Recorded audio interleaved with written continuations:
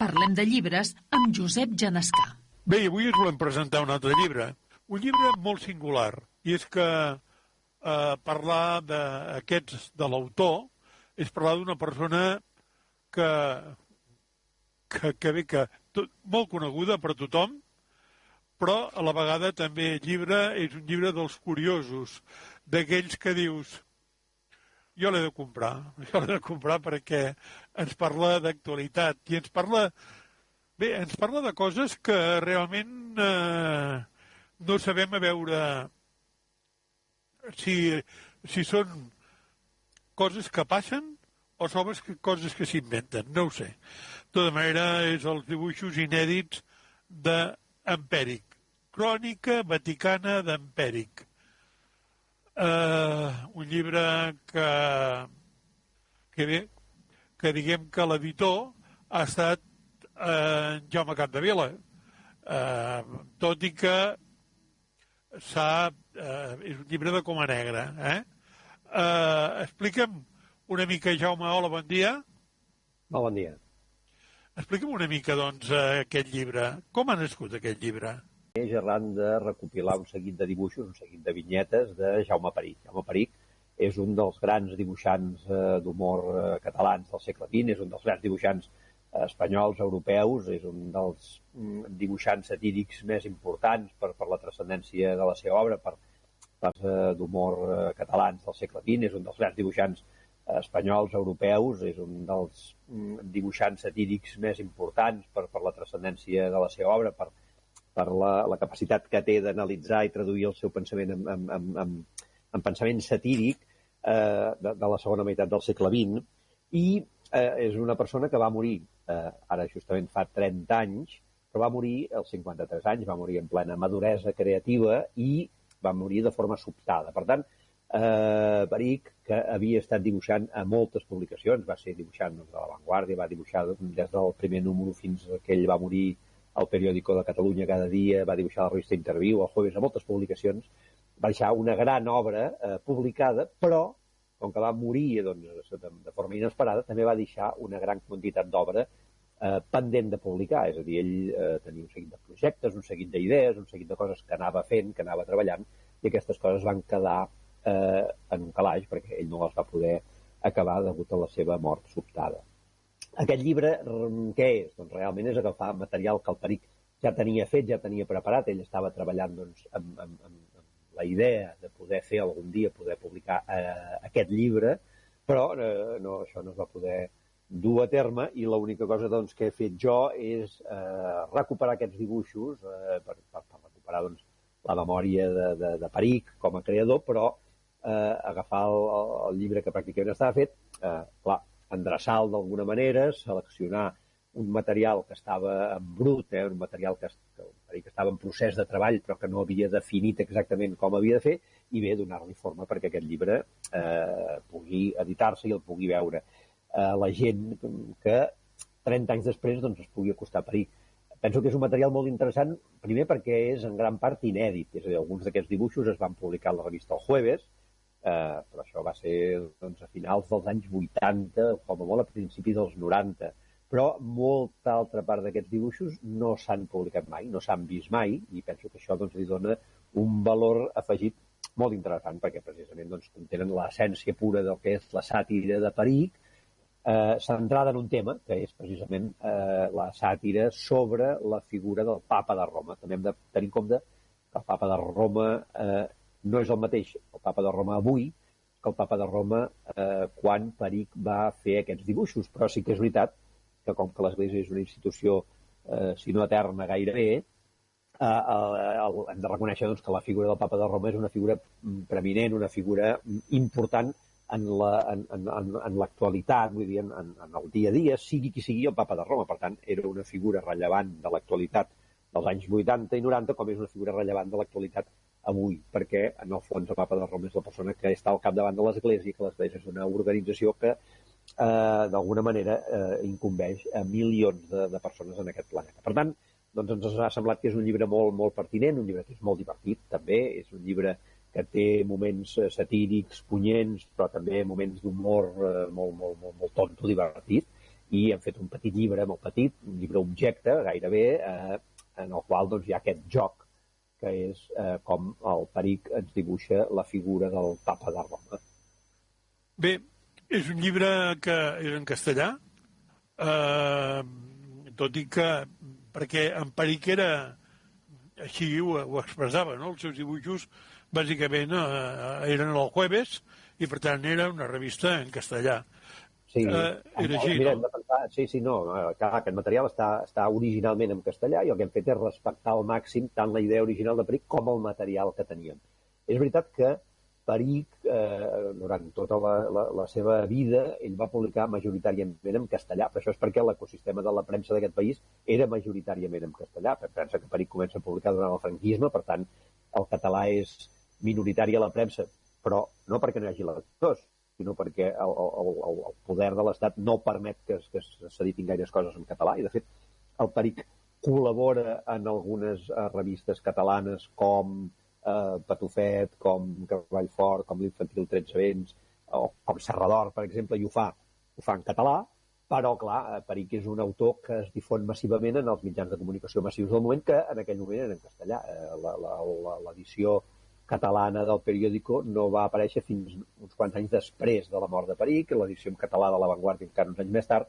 Per tant, així com avui en dia tenim un ecosistema de premsa en la qual és possible publicar i arribar a la gent en català, així com en castellà, tot això, podríem parlar-ne, però bé, a l'època de Peric això no és possible, i l'obra de Peric, tot i que Peric vivia en català, pensava en català, parlava en català, etc., la seva obra la tenim feta en castellà. Per tant, aquest llibre, que és un llibre que si jo l'hagués pogut triar, si fos un escrit, no? que segurament l'hauríem fet en català, però com que és un llibre de dibuixos, i en els dibuixos hi ha unes inscripcions manuscrites molt breus, però que són originalment fetes per Peric, doncs per respectar al màxim aquest material del llibre l'hem deixat en castellà. Deixem parlar una mica de tu, perquè estem parlant amb Jaume Capdevila. Jaume Capdevila, doncs, és dibuixant, és conegut pel pseudònim Cap. Quan parles del Cap, doncs saps que parles del Jaume Capdevila. És reconegut humorístic gràfic i caricaturista català. Va néixer a Berga, concretament, és llicenciat en Belles Arts i també està en aquest moment doncs, fent aquest procés d'edició. Has fet aquest, però també n'has fet d'altres, no? Crec que fa poc també parlaves de que havies fet un llibre de recopilatori o una reedició d'un berguedà, una persona doncs, en De Martín, no? Havies fet alguna cosa de De Martín. Jaume, després tornem a parlar d'aquest llibre d'en Peric, però explica'm una mica doncs, aquesta vessant teva ara cap a l'edició. No, cap a l'edició sí, però no. En realitat, jo soc un ninotari, jo soc un senyor que faig dibuixos a la premsa. Aquesta és la meva professió. Què passa? Que, clar, encara que dibuixo doncs, en diversos diaris i en diverses revistes, fer un dibuix, que sigui cada dia, que ara és Setmana Santa, en comptes d'anar de processó, o abans de la processó, o després de la penitència, escolti, de fer el dibuix per l'acudit, etc. Però, clar, un dibuix és una cosa que, clar, no t'hi estaràs buit. Em dius, bueno, que hi ha gent que potser s'hi està, no? Però jo no. Un dibuix és una cosa que tu ventiles amb una relativa rapidesa. Per tant, encara jo dibuixo molt per moltes revistes, per moltes publicacions, etc., vulguis o no vulguis, la meva feina em deixa molt temps lliure. I en què inverteixo aquest temps? Doncs a part d'anar a comprar i de fer el dinar i de passar l'escombra i portar la nena a l'escola i després a piano i a ballet i aquestes coses, que això ocupa bastant de temps. Però la resta del temps doncs, me'l passo llegint o mirant dibuixos, que és una cosa que m'agrada moltíssim, no? I això ho he fet tota la vida. Per tant, tant llegir tants dibuixos i tant llegir coses de riure, que és el que a mi m'agrada més, al final, doncs, clar, tens un bagatge i tens un bagatge que una de les coses que tens quan tens tanta cosa acumulada dintre és, almenys a mi em passa, no? A mi m'agrada compartir això, no? I quan veig uns dibuixos tan ben ferits del Peric o del Cesc o d'aquests dibuixants de l'Esquella de la Torratxa, de la Campana de Gràcia, de Maria de Martín, a mi el que m'interessa és dir, ostres, compartir-ho. Fixeu-vos això, que maco que és, que divertit que és, que interessant compartir això.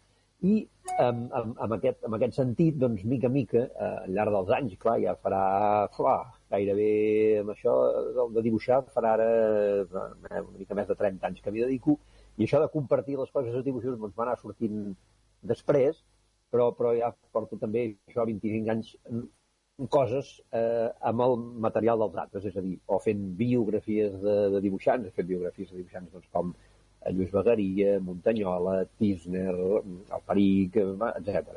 Com biografies de revistes de publicacions satíriques, l'Esquella de la Torratxa, la Campana de Gràcia, el Pepito, etc.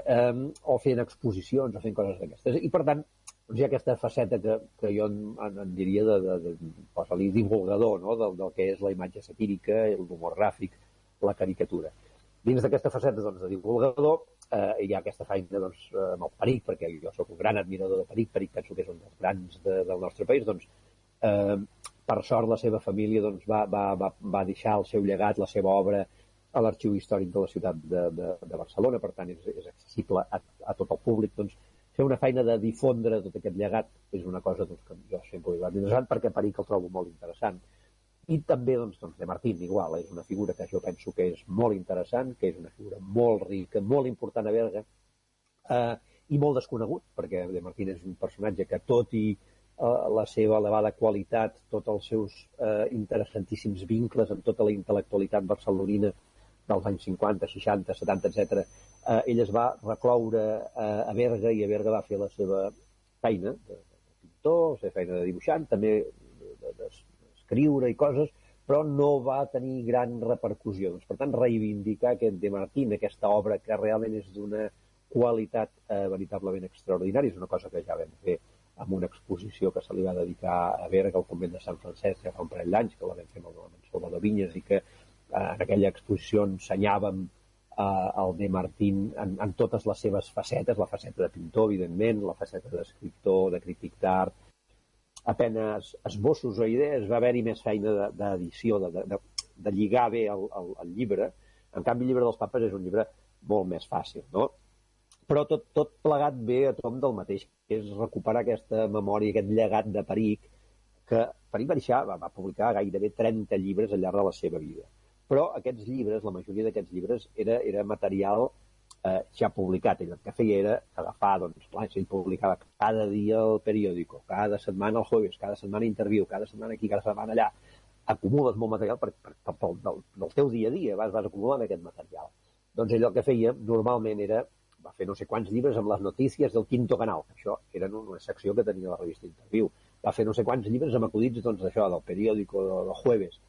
La gràcia és aquests llibres que estan fets i Peric els pensava com a una unitat, com un llibre que no és un material que el reculls de coses que ja has publicat, sinó que és un material que tu com a autor el penses com a unitat, no? I aquí doncs agrair sobretot la complicitat absoluta de la família, sobretot de la filla d'en Jaume Peric, la Raquel, que sempre doncs, estan disposats a treballar per la memòria del Peric i m'han obert les portes de tot aquest material.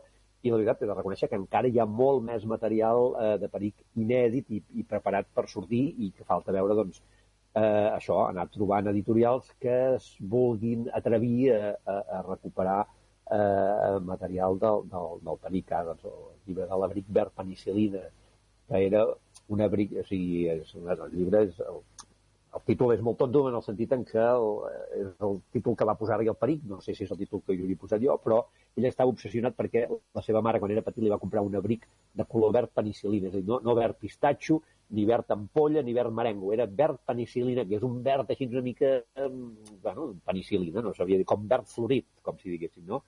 I la seva, clar, a aquella època del franquisme, això, tu et compraves un abric als 7 anys i si podia, aquest abric et durava fins als 17, no te'l treies ni per res, no?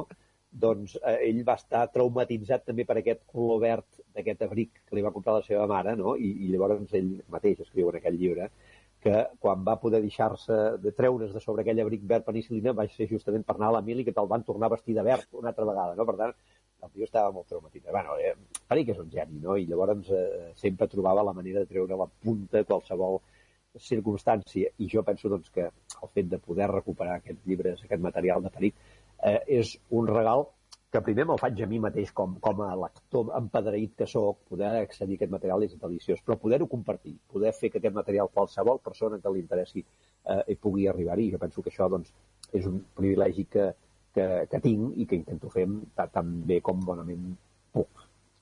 Evidentment, tu ja vas conèixer en Peric, vas tenir la sort de conèixer en Peric, i suposo doncs, que una mica aquest llegat també va venir a nivell de persona, no? És a dir, què se't va encomanar d'en Peric? Home, la gràcia, clar, tu tens aquests herois o referents que tu creixes i els llegeixes i t'influeixen, i la veritat és que és una sort, per mi ha estat una sort, que els meus grans referents després s'han convertit en grans amics, i tota la gent del Jueves, que jo els llegia amb devoció, després els coneixes i després te n'acabes anant a sopar amb ells i acabes sent amic d'ells i acabes fent coses amb ells, i això realment és molt gratificant, perquè passes a compartir experiències amb gent que realment has admirat sempre. T'he de reconèixer que Peric el vaig tractar realment molt poc, perquè jo quan vaig arribar a Barcelona i començar a anar amb coses de dibuixants, ell es va morir de seguida també. Per tant, la meva relació amb Peric no va ser tan estreta com ha estat després amb altres dibuixants, el José Martín, el Fer o l'Òscar Nebreda, etc., que he tingut ocasió de tractar-los molt més, o com el Quim, no? que ja són realment amics, gent amb qui ens anem a sopar, ens truquem, ens expliquem coses. No?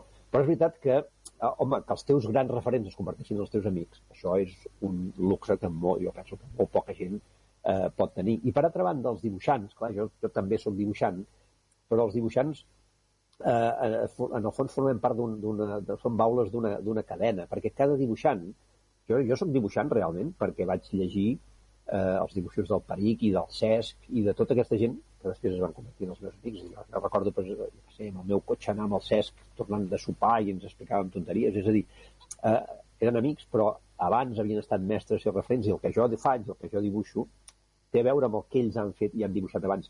Però el que ells han fet resulta que té a veure amb uns dibuixants que hi havia hagut abans, és a dir, el Cesc i el Peric tenien els seus referents en els dibuixants anteriors, i aquests dibuixants el tenien els dibuixants anteriors, del Cucut i del Patufet. Per tant, en el fons hi ha un fil que ens uneix d'alguna manera dins la tradició del dibuix, i nosaltres no seríem el que som sense tots aquests autors que han sigut abans de nosaltres. Per tant, per mi també és un deure el fet d'haver-los de reivindicar, haver-los de recuperar, no només el Peric i els meus amics, sinó els dibuixants que jo ja no vaig conèixer perquè van morir o perquè eren molt anteriors, el fet de reivindicar-los sempre, no? Perquè aquests dibuixants en el fons m'han fet a mi, però han fet d'alguna manera la societat en la qual vivim. És a dir, hi ha drets i llibertats i hi ha coses a les quals hem accedit, no diré gràcies només als dibuixants, però sí que la feina dels dibuixants, sobretot, per exemple, durant la transició, tota la feina pel que fa a la llibertat d'expressió, gent com en Peric, com en Cesc, com l'Ibà, són absolutament grans referents per la seva obra, pel fet que la seva obra va obrir, va fer accessible que un seguit de gent pensessin d'una determinada manera, no? O gent com els dibuixants de la Campana de Gràcia, de l'Esquella de la Torratxa, que són les grans revistes republicanes durant el període de la Restauració, doncs els seus lectors són els que després van votar per la República. Per tant, la República va ser possible perquè abans, durant molts anys, va haver-hi una feina d'un seguit de dibuixants, d'artistes, de periodistes, que van omplir el cap de la gent d'un seguit d'idees de llibertat, d'emancipació, de democràcia, i penso que això és molt interessant. És a dir, que la nostra feina dels dibuixants és precisament obrir a la gent un horitzó, que puguin visualitzar, que puguin ser conscients que la llibertat, que la igualtat, que un seguit de coses que semblen utòpiques són possibles si les lluitem plegats. Per tant, un acudit no canviarà el món, ni un acudit canviarà una persona, però sí que t'acompanya, t'ajuda i et fa avançar en un món que és difícil i que és complex, i qualsevol ajuda en aquest món difícil i complex és bona, no? Doncs jo penso que anar ben acompanyat de bon humor i d'intel·ligència, jo penso que és una bona companyia. Doncs escolta, Jaume, ara el que toca és dir que tenim la crònica vaticana escrita per Peric aquí, que és aquest llibre, La vida secreta del Papa, La vida secreta del Papa, que és un llibre que, evidentment, sí que els texts és en castellà, però és un llibre que recull les històries que es van posar el jueves. Doncs a mi només em queda dir-te gràcies, però acabem amb música. Jaume, quina música podríem posar per acabar aquesta entrevista? Doncs no sé, una música divertida, no? Una música divertida i que sigui una miqueta gamberra i que sigui una miqueta catxonda, jo que sé, l'Albert Pla o un d'aquests, no? Recordes alguna? Fes memòria? Mira, no, saps què farem? Posem-ne una de la Trinca. La Trinca, a més, van treballar amb el Jaume Peric i van fer... El Peric feia de guionista d'alguns dels programes que van fer la Trinca i també va ser convidat a alguns dels programes i eren amics, més o menys són contemporanis, de la mateixa edat, treballaven, van fer coses junts. Per tant, una cançó de la Trinca seria dient, i per exemple n'hi ha una que es diu He vist un rei, que també hi surt el papa, per exemple, o si no hi ha el canonge del Seu, que també hi ha tota una cadena d'eclesiàstics que surten per aquí.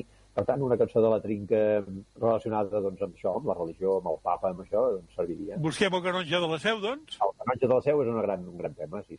Doncs el canonge de la Seu. Jaume, moltíssimes gràcies una vegada més per ser avui al programa. Parlem de llibres.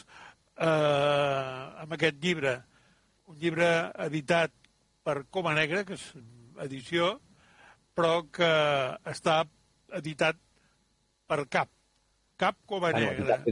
Ja, l'editorial és Coma Negra, però el treball d'edició l'has fet tu. El problema és que en català editar com a publicar i editar com a treballar el text són sinònims, els fan servir pel mateix, però en realitat Coma Negra, que és una editorial que els he d'agrair que s'hagin embolicat en el projecte. Realment la confiança de Coma Negra ha estat absoluta i el seu suport extraordinari. Són una editorial petita però molt potent i he treballat molt a gust. Han fet una gran feina amb aquest llibre, però ells han fet doncs, la feina de publicar el llibre i jo he fet la feina de seleccionar, triar, endreçar. O sigui, tot el que està malament del llibre és culpa meva.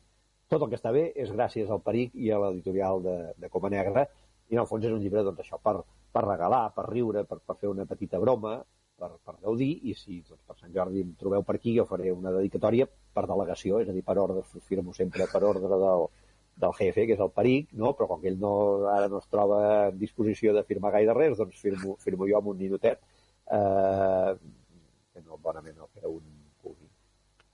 Doncs Jaume, moltíssimes gràcies, de veritat, sempre és un honor poder parlar amb tu, sempre és divertit, perquè hi ha aquest punt d'ironia, aquest punt que a vegades em preguntes si ets més dibuixant o irònic. Jo penso que ets una persona entranyable, que sempre et portem aquí dintre, sempre et tenim aquí, i que ens portes situacions com la d'avui. Doncs moltíssimes gràcies i felicitats per la feina que fa, Jaume.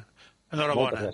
Moltes gràcies. Sempre és un luxe estar en una ràdio tan propera a la gent. Escolti, la meva sogra es posa tot el dia a Ràdio Porreig perquè diu que feu la millor música que hi ha al món mundial, perquè diu que les altres emissores fan música que no l'entén ni Cristo i que fan massa soroll. En canvi, vosaltres teniu una molt bona selecció musical i llavors, doncs, mentre escolti música, doncs també em sentirà a mi, perquè realment és un luxe tenir una ràdio com la vostra que es preocupa per la gent del poble, de la comarca, i això doncs, no és a tot arreu, i és una cosa doncs, que s'ha de també mantenir. Per tant, sempre que necessiteu alguna cosa, aquí estarem, no? Perquè s'ha de ser amb els que estem al costat, doncs hi ha de ser, no?